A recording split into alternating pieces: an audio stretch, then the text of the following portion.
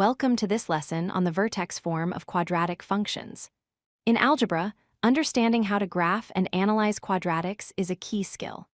Today, we are going to focus specifically on the vertex form, which is arguably the most useful way to write a quadratic equation because it instantly reveals the most important features of the graph.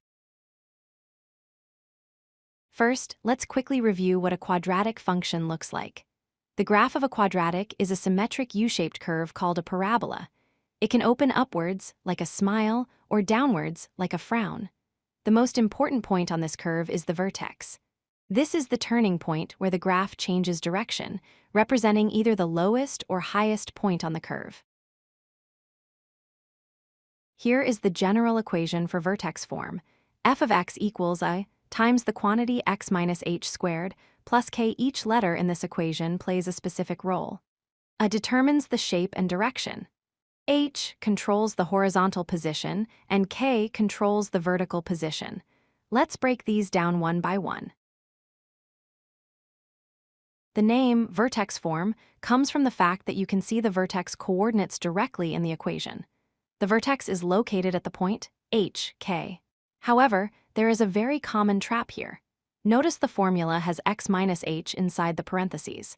This means the x-coordinate of the vertex is the opposite of the sign you see.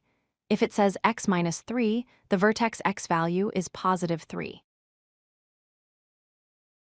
The number a at the front tells us the direction the parabola opens.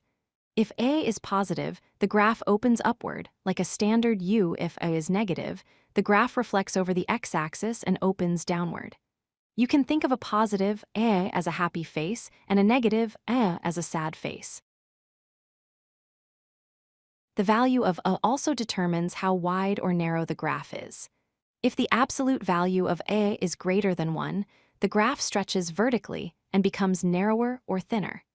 If the absolute value of a is a fraction between 0 and 1, the graph compresses vertically and becomes wider. Let's look closer at h.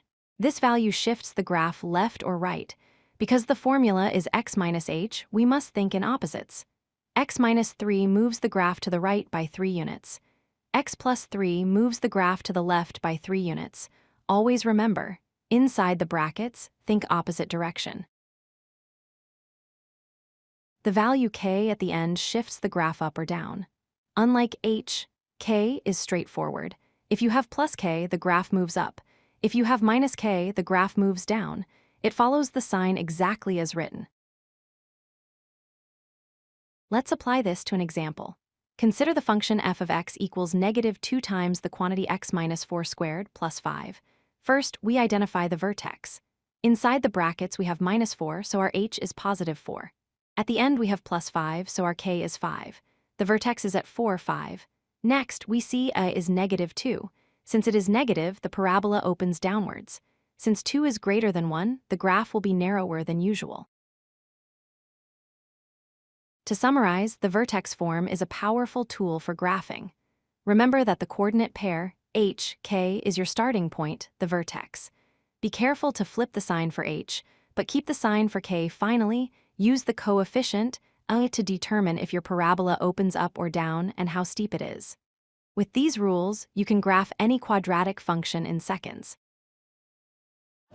If you like this video, hit that like button and don't forget to subscribe. Visit codelucky.com for more such useful content.